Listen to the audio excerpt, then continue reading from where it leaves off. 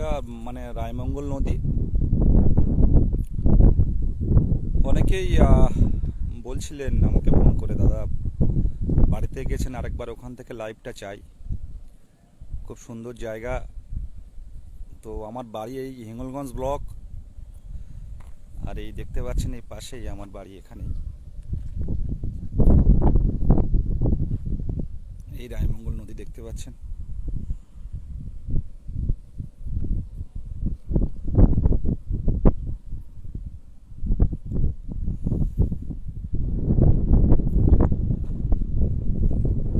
এখানে যখন তখন রয়্যাল বেঙ্গল টাইগার কিন্তু সন্ধ্যাবেলা এখানে চলে আসে। তো জায়গাটা খুব ভয়ঙ্কর, কিন্তু এই দিনের বেলা বাঘেরও একটা ভয় আছে। তো দিনের বেলা বাঘ বেরও হয় না,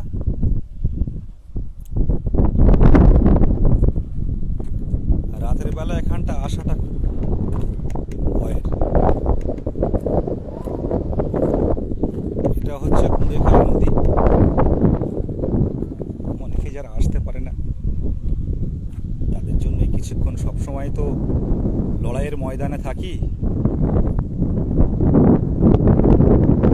শুধু এই লড়াই নিয়ে থাকলে হবে না, তার মধ্যেও জীবনটাকে অতিবাহিত করতে হবে। এই জীবনটাই লড়াইয়ের। যারা অনেকে ডিপ্রেশনে থাকে, দাদা কবে চাকরি হবে আর পাচ্ছি না, তো তাদের জন্য বলতে চাই যে একদিন না একদিন হবেই। তো যেভাবে জীবন চলছে সেইভাবে চলুক, লড়াই জারি থাকুক।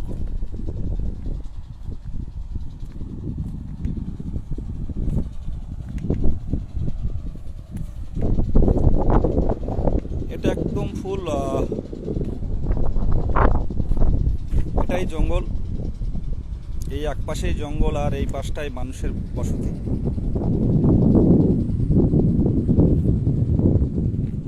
দূর দূর জেলায়, কেউ কোচবিহার, কেউ জলপাইগুড়ি, কেউ আলিপুরদুয়ার, কেউ দিনাজপুর, কেউ মুর্শিদাবাদ, মালদা, যারা এই লাইভটাকে মানে যারা আসার সৌভাগ্য হয়নি তাদের জন্য আমি একটুখানি দেখানোর চেষ্টা করছি। যেহেতু আমার পার্সোনাল ফেসবুক অ্যাকাউন্ট থেকে করছি, আপনারা দেখতে পারেন।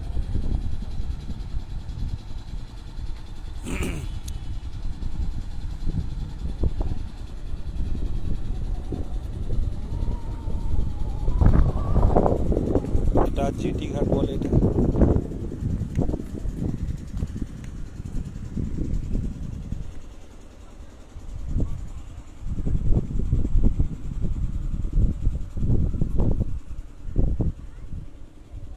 এটা যখন জোয়ার যখন আসে না, এটা জল পর্যন্ত, ওই রাস্তা পর্যন্ত ভর্তি হয়ে যায়। ভাটা হয়ে গেলে এই জলটা নামতে থাকে,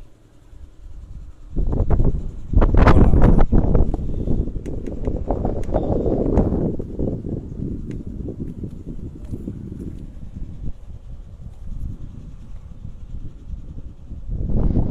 এটা হয়তো আমরা মানে আমরা যারা এই বনের বসবাসে থাকি, পাশাপাশি থাকি, এই প্রত্যন্ত গ্রামে আমরা চাই যে যাতে বাঘ আমাদের যেন না দেখতে হয়। কারণ রয়্যাল বেঙ্গল টাইগার দেখা মানে মানুষের আয়ু কমে যাওয়া। একটা এমনি চিড়িয়াখানায় দেখি আমরা, যে কোনো মানে মানে চিড়িয়াখানা থেকে শুরু করে আমরা যেখানে বাঘ দেখতে পাই, সেই বাঘ আর এই বনে থাকা বাঘ ডাইরেক্ট দেখা মানে আপনি মানে একটা সাধারণ মানুষ তার হুঙ্কার দেখলে সাধারণ মানুষই মানে সেখানে তাকে ধরে রাখা মুশকিল হয়ে যায় ভয়ে। এই সেই ভয়ঙ্কর জঙ্গল, এর পাশ থেকেই অনেকের আক্রমণ করেছে।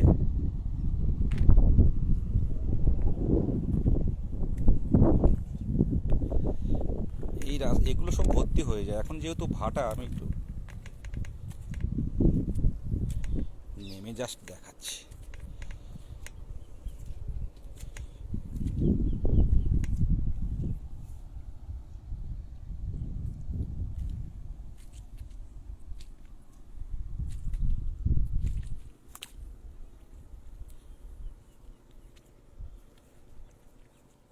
হ্যাঁ আশিকুল ভাই, আসো, অলওয়েজ ওয়েলকাম, আসো।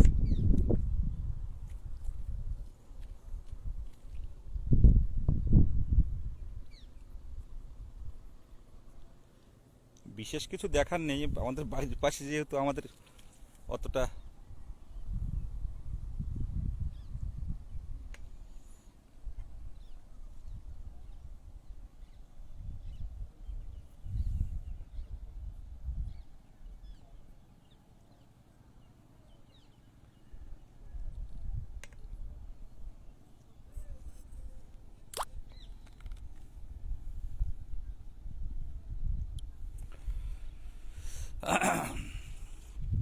হুম।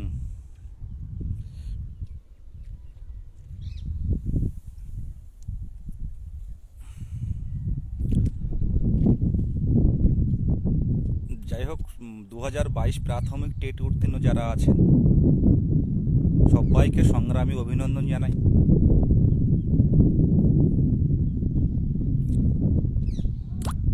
আমরা 27 তারিখের যে এপিসি ভবন অভিযানের আইন অমান্যের ডাক দিয়েছি, সেই 27 তারিখে আপনারা আসুন। আমি এরকম একটা প্রত্যন্ত গ্রাম থেকেই কিন্তু আমি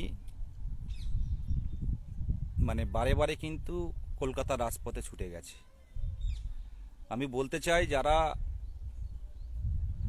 কাছের জেলা, যারা কাছাকাছি বাড়ি, আপনারা আসুন। আমাদের ন্যায্য দাবি, আমাদের হকের দাবি ছিনিয়ে নিতে রাজপথে আসুন। রাজপথে আসুন। আজকের সময়ে যারা টেট কোয়ালিফাই করে আছি, আমরা কিন্তু ভাগ্যবান। হয়তো সব্বার চাকরি হওয়ার সম্ভাবনা আছে।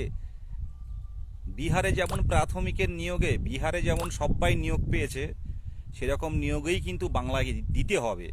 কারণ দীর্ঘ বঞ্চিত আমরা, যারা টেট কোয়ালিফাই করেছে এবারে দীর্ঘ বঞ্চিত। অনেকে হয়তো বলে কেন বঞ্চিত, 22-22-এই তো সবে টেট হলো। তো আমি বলবো যে 22-এ টেট হয়েছে সত্যি, 22টা খুব কাছাকাছি মনে হচ্ছে, কিন্তু 2017 সালের পর দীর্ঘ 22-এর ডিসেম্বরেই টেট হলো, তার মধ্যে কোনো প্রাথমিক টেট হয়নি এবং এনসিটির গাইডলাইন মেনে প্রাথমিক টেট হয়েছে। তো এই টেটে অনেক বঞ্চিত ভাইয়েরা কিন্তু, অনেক বঞ্চিত দিদিমণিরাও কিন্তু এই টেটে কোয়ালিফাই হয়েছে। এই নিয়োগ সবাইকে দিতে হবে, এই দাবিতে 27 তারিখে আসুন রাজপথে। একটা রিকোয়েস্ট, বারে বারে একই কথা বলছি। তো 27 তারিখে আসুন। আর 4 তারিখে যেহেতু মহা মিছিল আছে, 4 তারিখেও আসবেন, কিন্তু 27 তারিখের বিষয়টা নিয়ে আগে ভাবনা চিন্তা চলছে। 27 তারিখটা আসুন। 2022 প্রাথমিক টেট উত্তীর্ণ যারা আছেন, পথে নামুন।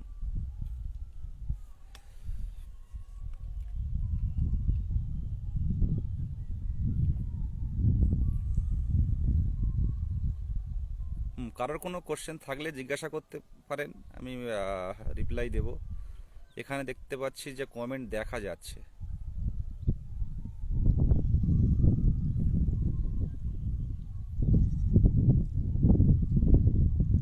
তবে যেভাবে 23টা জেলার গুগল মিটে যেভাবে মানে সাড়া ফেলেছে, যেভাবে হবু শিক্ষিকাদের যেভাবে রেসপন্স দেখতে পাচ্ছি, হয়তো 27 তারিখে মানে সল্টলেক 27 তারিখে অবরুদ্ধ হয়ে যাবে। মাননীয় মুখ্যমন্ত্রী যে মানে মঞ্চে উঠছেন, সেখানে বলছেন শিক্ষক নিয়োগ করার জন্য উনি তৈরি, 1.5 লক্ষ শূন্যপদ আছে। তো আমি বলতে চাই যে এটা বাস্তবায়িত করুন। আমরা তো বাংলারই ছেলে, বাংলারই তরুণ, বাংলারই তরুণী, আমরাই তো সৃষ্টি। আগামী দিনের ভবিষ্যৎ এবং আগামী দিনের যারা এই পেশায় আসবে বা আগামী দিনে যারা দেশ পরিচালনা করবে, তাদের কারিগর আমরা। তো একটা দিকে বিবেচনা করুন। আমরা আন্দোলনে নামছি বলে এই নাই সরকারি বিরোধী, কারণ আমাদের মানে দিন দিন আমাদের দেয়ালে পিঠ থেকে যাচ্ছে, সেই কারণেই কিন্তু আমরা নামতে বাধ্য হচ্ছি। আমরা কোনো বিরোধী কেউ নয়, আমরা কিন্তু আপনারই ঘরের ছেলে। আপনারা দেখছেন যে 2022 প্রাথমিক টেট উত্তীর্ণরা কিভাবে বারে বারে রাস্তায় নামছে। আর 14 টেট পাস আছে, 17 টেট পাস আছে, কিন্তু 22-এর মতো এইরকম সংগ্রামী মানে আমি তো দেখিনি। অনেকেই বলে, অনেকে সিনিয়র যারা বলে যে তোমরা যেভাবে আন্দোলন করছো, এই আন্দোলন এই প্রথম, মানে এইরকমভাবে আপনারা পথে নামছেন। বিকাশ ভবন অভিযানটা সেদিন দেখেছিলেন, যে বিকাশ ভবন অভিযানের প্রতিরোধ কাকে বলে, যখন হুমকার দিয়ে যখন মেট্রো থেকে বের হচ্ছিল, এটা কিন্তু কারোর বিরোধিতা করার জন্য নয়, এটা সত্যি কথা বলতে কি এটা খিদের জ্বালা, এটা খিদের জ্বালা, এটা অবসাদের জ্বালা, এটা বাবা মায়ের বারে বারে প্রশ্ন করা, খোকা কবে চাকরি পাবি, তারই জ্বালার ফলে কিন্তু আজ আমরা পথে নেমেছি। আমাদের নিয়ে ভাবুন, অন্তত একটা নোটিফিকেশন দিয়ে রাখুন, 1 মাস 1.5 মাস দেরি হয় হোক, শূন্য পদ দেওয়ার আগেও তো নোটিফিকেশন দেওয়া যায়। 2017 সালে আপনারা যারা জানেন, 2017 সালের যে টেট কোয়ালিফাই এবং 2014 টেট কোয়ালিফাইদের নিয়ে যে 2022 রিক্রুটমেন্ট করা হলো, সেখানে কিন্তু প্রথমে শূন্যপদ দেওয়া হয়নি, পরবর্তীকালে শূন্যপদ ঘোষণা হয়। তো আমাদের নোটিফিকেশনটা দেওয়া হোক, অন্তত ফর্ম ফিল আপটা করিয়ে রাখা হোক, তারপর একটা পর্যাপ্ত শূন্যপদ যাতে সবাই নিয়োগ পায়, এরকম একটা ব্যবস্থা করা হোক। এর জন্যই কিন্তু বারে বারে বিভিন্ন জায়গায় দরবার করছি, মুখ্যমন্ত্রীর কাছে যাচ্ছি, শিক্ষামন্ত্রীর কাছে যাচ্ছি, বিভিন্ন আধিকারিক শিক্ষা দপ্তর থেকে শুরু করে, শিক্ষা দপ্তরের ডেপুটি সেক্রেটারি, কমিশনার, বিকাশ ভবনের কমিশনার থেকে শুরু করে আমরা কিন্তু বারে বারে দরবার হয়েছি, কিন্তু এখনো পর্যন্ত আমাদের নিয়ে সদুত্তর পাইনি, মানে সেইভাবে পাচ্ছি না। কিন্তু পর্ষদ যেভাবে কাজ করছে, পর্ষদ যেভাবে দেখছি, খুব পর্ষদ এবং ডিপিএসসি, প্রত্যেকটা জেলার ডিপিএসসি যেভাবে কাজ করছে, গতদিনে আমরা একটা নোটিফিকেশান দেখলাম 20-22-এর যেটা করার কথা ছিল, সেটা কিন্তু খুব দ্রুত, খুব কম সময়ের মধ্যে করার চিন্তাভাবনা আছে। তো আশা করছি মার্চ মাসের প্রথম সপ্তাহে আশা করছি কোনো নোটিফিকেশান অবশ্যই দেবে। না হলে যদি আমরা না দেখতে পাই মার্চ মাসের মধ্যে নোটিফিকেশান, ভোটের আগে যদি নোটিফিকেশান না দেখতে পাই, তাহলে কিন্তু আমরা ঘরে বসে থাকবো না, আমরা ঘরে বসে থাকবো না। আমি আবারও বার্তা দিতে চাই, আমার লাইভ দ্বারা যারা দেখছে, শুধু টেট কোয়ালিফাই না, আমার লাইভ অনেকেই দেখেন।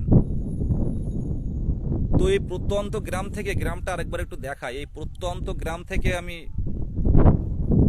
সেই গত ফেব্রুয়ারি মাস থেকে এই 2022 প্রাথমিক টেট উত্তীর্ণদের এক এক করে 23টা জেলা আজকে সংঘবদ্ধ। এখান থেকেই কিন্তু আমি অনেক কষ্ট করে, অনেক স্ট্রাগল করে পড়াশুনো চালিয়ে গেছি। তো টেট কোয়ালিফাই করেছি, যোগ্য। আর কতদিন বসে থাকবো এইভাবে? একদিন নয়, দুদিন নয়, তো একটা বছর হয়ে গেল আমাদের টেট কোয়ালিফাই করে বসে আছি। বছরে 2বার নিয়োগ হওয়ার কথা ছিল, কেউ বসে থাকবে না বলেও প্রতিশ্রুতি দেওয়া হয়েছিল, সেই প্রতিশ্রুতি কিন্তু এখনো পর্যন্ত পালন হয়নি। আইনি জটিলতা কিন্তু মোটামুটি কেটে গেছে। আমার তো মনে হয় সরকারের সদিচ্ছা থাকলে এটা এখন আমাদের নোটিফিকেশান দেয়া যেতে পারে। আমি পর্ষদকে কোনোভাবেই দোষারোপ করছি না, আমি বলছি সরকারের যদি সদিচ্ছা থাকে, সরকারের যদি সদিচ্ছা থাকে, আবারও বলছি সরকারের যদি সদিচ্ছা থাকে, পর্ষদকে বলে কিন্তু পর্ষদকে অর্ডার দিয়ে, বিকাশ ভবনকে অর্ডার দিলে, বিকাশ ভবন পর্ষদকে অর্ডার দিলে কিন্তু আমাদের নোটিফিকেশান আনা সম্ভব।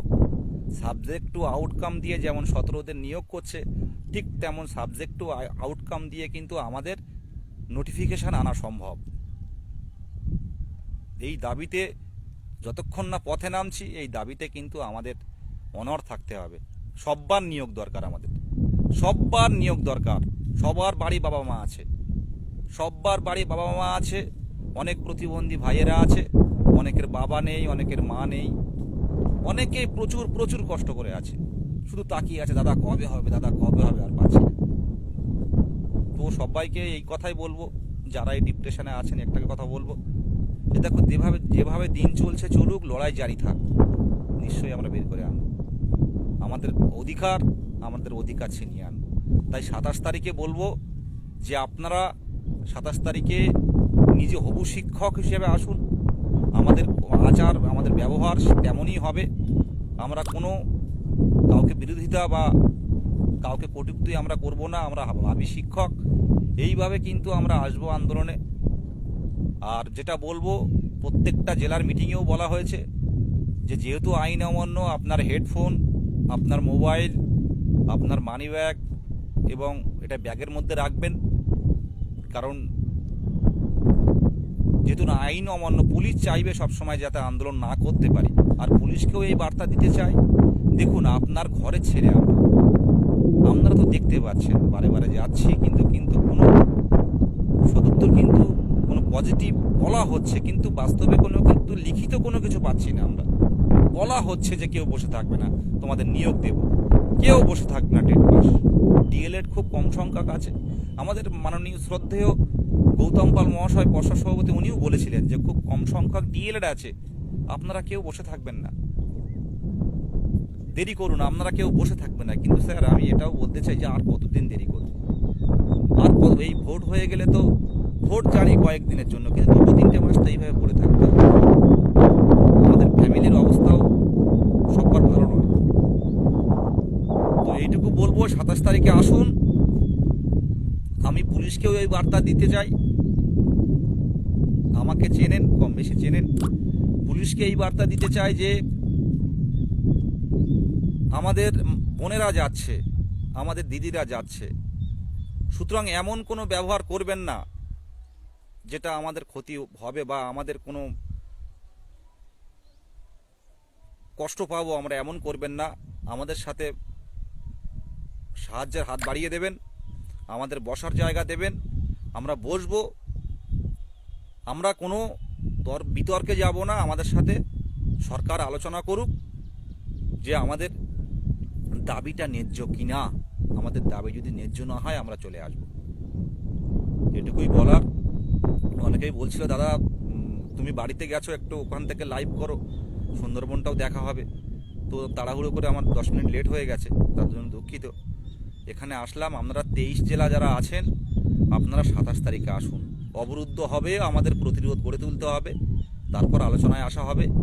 আশা রাখছি নোটিফিকেশান খুব দ্রুত পেয়ে যাব, খুব দ্রুত নোটিফিকেশান পাবো। যেভাবে কাজ চলছে, শুধু সরকারের সদুত্তরের অপেক্ষায় কিন্তু পর্ষদ বসে আছে।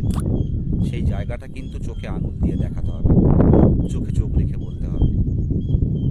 এইটুকু বলার। আর এটুকু বলছি, আন্দোলনের দ্বারাই অনেকে বলে যে আন্দোলন করে কি হবে, কিন্তু এটুকুই বলছি, আমাদের মুখ্যমন্ত্রীও কিন্তু আন্দোলন করে আজকে রাজ্যের মুখ্যমন্ত্রী হয়েছে। আর এই বাংলায় প্রত্যেকটা আন্দোলনের পথ দেখায়। এই বাংলায় বিহার, মহারাষ্ট্র, উড়িষ্যার পথ দেখিয়েছিল। এই বাংলায় স্বাধীনতা সংগ্রামের সবচেয়ে বেশি স্বাধীনতা সংগ্রামে কিন্তু আত্মনিয়োগ করেছিল। সুতরাং বাংলার তরুণ তরুণীরা, বঞ্চিত তরুণ তরুণীরা কিন্তু বসে থাকবে না, যতক্ষণ না পর্যন্ত আমাদের সঠিক অধিকার আমাদের না দেয়া হচ্ছে, ততক্ষণ কিন্তু আমরা বসে থাকবো না। আর আমাদের 22 স্টেট মানে একটা আবেগ। বারবার বলছি, 23 জেলায় শুধু শুধু কয়েকজন টেট কোয়ালিফাইড নয়, এর সাথে যুক্ত আছে প্রচুর প্রচুর জনগণ, যারা আমাদের আন্দোলন দেখে, আমাদের ফলো করে, এবং অনেক সরকারি আধিকারিকও আমাদের ব্যাপারটা জানেন, আমাদের 19 জানায় যে এইভাবে আপনারা আন্দোলন চালিয়ে যাচ্ছেন। তো এই আবারও বলতে চাই যে এই 2022 প্রাথমিক টেট যারা উত্তীর্ণ আছে, এদেরকে যদি আপনারা আপনাদের প্রতিশ্রুতি অনুযায়ী যদি এদেরকে ইন্টারভিউ নিয়ে যদি নিয়োগ দেন, বিহার মডেলে যদি এদের নিয়োগ দেন সবার, বিহারে যেমন টেট কোয়ালিফাই মানেই চাকরি, বিহার পাচ্ছে, সেখানে বাংলা পারে না? অবশ্যই পারে। এটাই দেখাতে হবে। আমি মাননীয় মুখ্যমন্ত্রীকে এই বার্তা দিতে চাই যে বিহারের মতো নিয়োগ দিয়ে দেখান। আমরা তো ঘরের ছেলে। আজ যারা চাকরি পাচ্ছে তারা কিন্তু বিরোধী নয়, তারা কিন্তু সরকারের পাশে থাকবে, তারা কিন্তু সরকারের পাশে থাকবে। আমি মাইনরিটির ঘরের ছেলে, আমরাও কিন্তু সরকারের পাশে আছি। কিন্তু যখন দেখব আমাদের পার্টিকুলার বঞ্চিত করা হচ্ছে, তখন কিন্তু আমরা ছেড়ে কথা বলবো না। কারণ আমার কাছে কিন্তু মায়ের চোখের জলটাই কিন্তু আসল। আমি একটা ছেলে হিসেবে যদি মা বাবাকে না দেখতে পেলাম, যে শিক্ষক হওয়ার স্বপ্ন নিয়ে যদি সেটা যদি আমার স্বপ্ন পূরণ না হয়, তাহলে কিন্তু আমরা ছেড়ে কথা বলবো। তাই বলবো, আমি মুখ্যমন্ত্রীকে অনুরোধ করছি যে 22 স্টেটটা এমনই অনেকে পাশ করেছে, এমনই অনেক কোয়ালিফাই করেছে যারা এর আগে কোয়ালিফাই করতে পারেনি বা খুব কমের জন্য ছেড়ে গেছে। আপনারা এও জানেন 2014 সালের টেট এক্সাম কেমন হয়েছিল, 2017 কেমন হয়েছিল, তারপর 2022-এ কেমন হয়েছে। এই দাবিতে আপনারা 27 তারিখে শিয়ালদায় আসবেন। কেউ মেট্রো স্টেশনের বাইরে যাবেন না, শিয়ালদা মেট্রোতে থাকবেন। তারপর আমাদের যে এখন ভেরিফাইড গ্রুপে প্রত্যেকটা একটা হেল্পলাইন চালু করা হয়েছে। 23 জেলার পক্ষ থেকে কে কোন জেলা থেকে আসছেন তাদের সাথে যোগাযোগ করবেন। আর আমাদের কাছে ফোন করলে হয়তো সবসময় আমার কাছে পাবেন না, কারণ সে সময়টা খুব ব্যস্ত থাকবো। তো আমরা ভাবি শিক্ষক হয়ে আমরা গণতান্ত্রিক পদ্ধতি মেনে আমরা 27 তারিখে পথে নামছি। আপনারা পাশে থাকুন আর সবাই আসুন। 23 জেলা, কোচবিহার থেকে কাকদ্বীপ, সবাই আসুন। সব্বার আশার উপর নির্ভর করছে। আপনারা যদি 1000 থেকে 1500 জন পথে নামতে পারেন, আমি বলতে পারি নোটিফিকেশন কিন্তু মার্চ মাসের প্রথম সপ্তাহের মধ্যে পাবেন। এটা আমি বলে দিলাম। আর যদি কেউ মনে করেন আমার স্কোর ভালো আছে, আমি কেন আন্দোলন করব, বাড়িতে বসেই সব হয়ে যাবে, আর আমি এটাও বলছি আন্দোলনের দ্বারাই সব সম্ভব।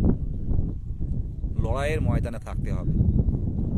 আজকে যদি সেই ফেব্রুয়ারি মার্চ মাস নাগাদ যদি আমি না শুরু করতাম বা আমরা না শুরু করতাম, তাহলে কিন্তু আজকে আমরা 22 স্টেট বলে যে কি কোনো একটা বঞ্চিতরা আছে সেটা কিন্তু কেউ জানত না।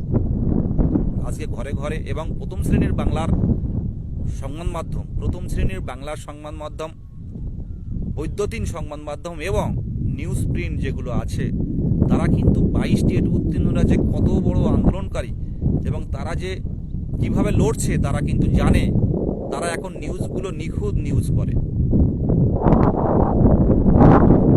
তো বলবো,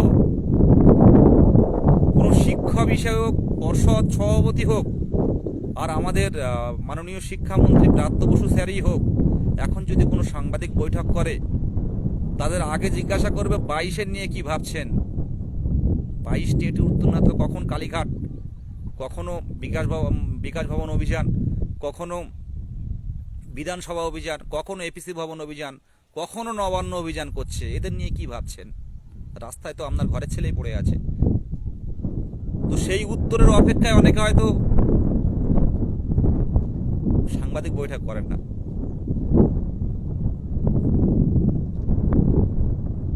হ্যাঁ, এখানটা শোনো, সবের মাঝে তো একটা জীবন আছে, এটুকু বলছি। 27 তারিখে আসুন, এ নিয়ে আর বেশি কথা বলবো না। 27 তারিখে আসুন, 12টার মধ্যে ঢুকবেন। নিজের জেলার 23 জেলার মধ্যে আপনার জেলার যে নেতৃত্ব দেয় তার সাথে যোগাযোগ করবেন, সব বলে দেওয়া হবে। হ্যাঁ, কুমির আছে এখানে, অবশ্যই কুমির আছে। এখানে দেখাই, এখানে কুমির আছে। এই জলে তো কুমির থাকবেই, এখানে কুমির আছে। আমাদের এখানে এসছিলেন সৌরভ, সুদূর বাঁকুড়া থেকে আমার বাবা অসুস্থ ছিল, সৌরভ এসছিল। আমাদের পূর্ব বর্ধমান থেকে আমাদের ইন্দ্রজিৎ এসছিল। ডায়মন্ড থেকে আমাদের হাফিজুর রহমান এসছিল। আপনার কলকাতা থেকে আমাদের সুভাষ এসছিল। সবাই এসছিল। ওরা আমার বাবাকে দেখতে এসে এখানে ঘুরে গেল। এই নদীতে ছিল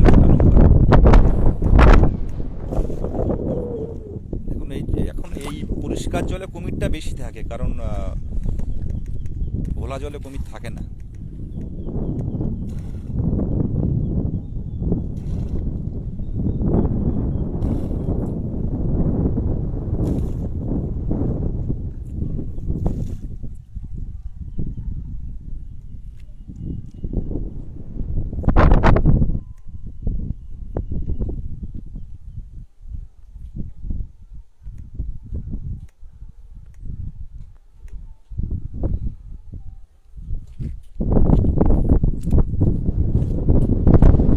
এইরকম জায়গা থেকে নদীতে মাছ কাঁকড়া মতো সংগ্রহ করে কিন্তু এখানকার মানুষরা জীবিকা সংগ্রহ করে, জীবিকা নির্বাহ করে। তো জায়গাটা খুব কঠিন। সেই জায়গায় দাঁড়িয়ে যারা আমরা টেট কোয়ালিফাই করে আছি সবাই কিন্তু আশা নিয়ে আছি যে হয়তো এবার হয়ে যাবে।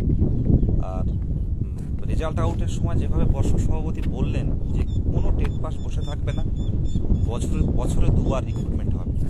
আমরা কোনো দিকে ফিরতে পারছি না। সারাদিনই এই 22 স্টেট, সারাদিনই এই 22 স্টেট।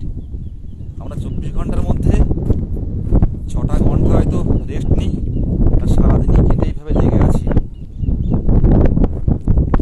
চাইছি আমাদের পর্ষদ সভাপতি কবে আমাদের জন্য ভাববেন।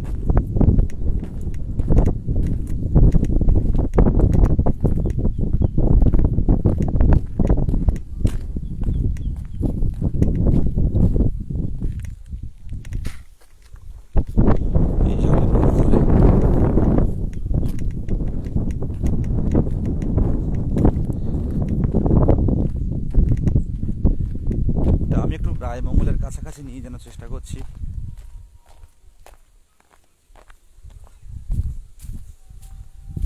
সাতাশ তারিখে আসবেন তো একটু কমেন্ট চাই।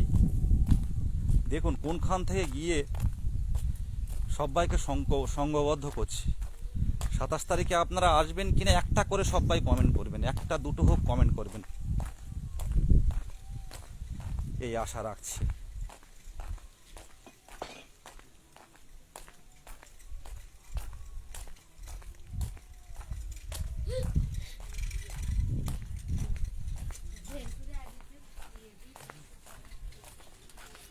এটা পুরো হচ্ছে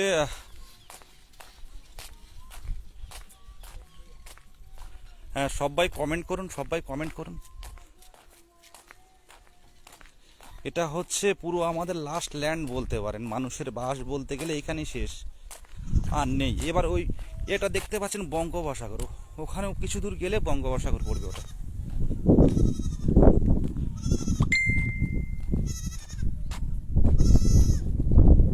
ভীষণ নৌকাগুলো যেমন জোয়ার।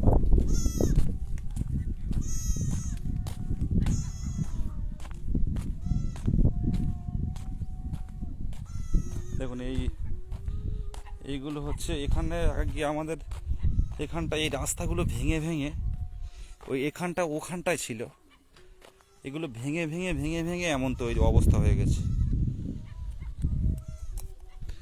এই হচ্ছে রায়মঙ্গল।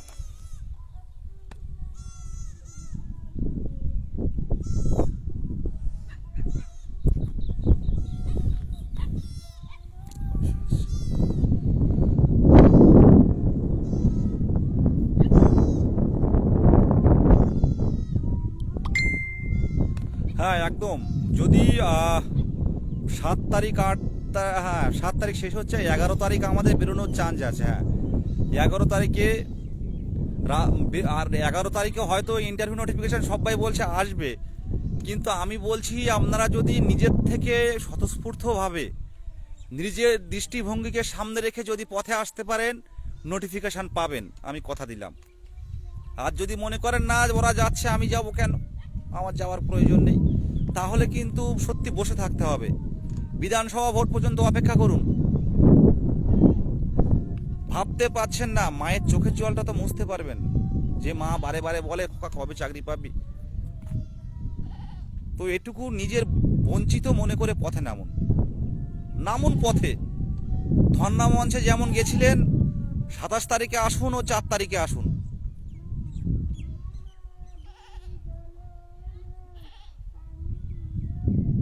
না 2026-এ রিক্রুটমেন্ট হবে না, 2026-এ করতে দেব না, এটা আমাদের হকের দাবি। অনেকে বলতে পারে 26-এ হবে, কিন্তু আমাদের হকের দাবি।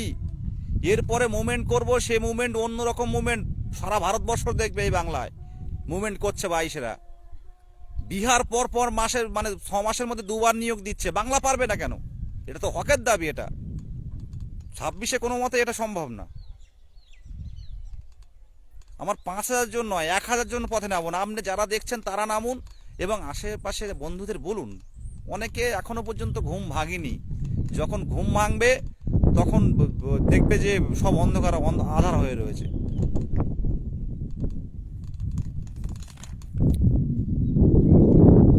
অনুরোধ করবো ওই 27 তারিখ 24 তারিখ না, আমাদের নোটিফিকেশন অনেক আগেই আমরা পেয়ে যাব, হয়তো মার্চ মাসেই পেয়ে যেতে পারি যদি আন্দোলন জারি থাকে। যদি আন্দোলন জারি থাকে হয়তো মার্চ মাসেই আমরা নোটিফিকেশন পেতে পারি। শুনুন, আমরা সবাই হবু শিক্ষক, আজ হয়তো আমরা রাস্তায় আছি, কিন্তু এটা ভাববেন যে এখান থেকে চাকরি পাওয়ার পর 1 বছরের মধ্যেও কিন্তু আপনি হেড মিস্ট্রেস কিংবা আপনি কিন্তু হেড টিচার হতে পারেন।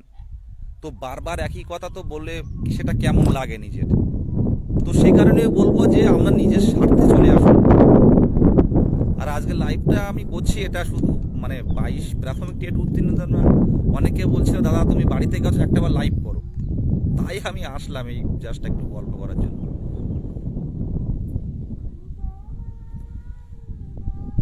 হ্যাঁ সোহাজ হেসেল ও 27 তারিখে আসবে। হ্যাঁ এটা সুন্দরবন দীপক বাবু, এটা সুন্দরবন, প্রপার সুন্দরবন। এটা মানে এটা সাউথ 24 পরগনা না, নর্থের লাস্ট মানে এই জায়গাটা হচ্ছে আপনার আমাদের উত্তর চব্বিশ পরগনার শেষ এবং ভারতবর্ষেরও শেষ বলতে পারেন এটা। কারণ এরপরে এই বনটার ওপারে আছে কিন্তু বাংলাদেশের সুন্দরবন, অনেকটা সুন্দরবন কিন্তু বাংলাদেশে পড়ে গেছে। তো ও পার থেকেই কিছুটা দূর পথ বাংলাদেশ সুন্দরবন, বঙ্গোপসাগর ওখান থেকে ভাগ হয়ে গেছে। এটা আমাদের এখানে এই সামনের যে এটা, ওখানে আমাদের স্বরাষ্ট্রমন্ত্রী এসেছিলেন, দুবার স্বরাষ্ট্রমন্ত্রী এসেছিলেন দেখার জন্য। লাস্ট ল্যান্ড এটা ইন্ডিয়ার। ঠিক আছে, এটা বলে শেষ করছি। আপনারা 27 তারিখের জন্য মানসিক প্রস্তুতি নিন, দেখা হবে, দেখা হবে। এবং ইন্টারভিউ নোটিফিকেশনটা যখন পাবেন মনের থেকে বলতে পারবেন যে এটা লড়াই করে পেয়েছি। আর যখন নিজে স্কুলে যে যাবেন, স্কুলে যখন জয়েন করবেন, অ্যাপয়েন্টমেন্ট হাতে হেড টিচারের সামনে যখন আপনি লিখবেন আজকে টিচার মানে জয়েন হলাম, তো এই সুখের দিনটা যদি দেখতে চান খুব দ্রুত পথে নামুন, পথে নামুন প্লিজ। এ বলে আমি শেষ করছি। ভালো থাকবেন সবাইকে। আবারও সংগ্রামী অভিনন্দন। আমরা বঞ্চিত, আমরা বাংলার যুবক, বাংলার তরুণ, আমরা বাংলার হয়ে লড়ি। আসুন, আপনার অধিকার এটা। অধিকার যদি কেউ কেড়ে নেয় তখন তো বসে থাকা যায় না। যেটুকু অধিকার ছিল সেটুকু অধিকার তো বজায় থাকা উচিত। আসুন, রাস্তায় রাস্তা দেখাবে। সংগ্রামী অভিনন্দন বলে আমি শেষ করলাম।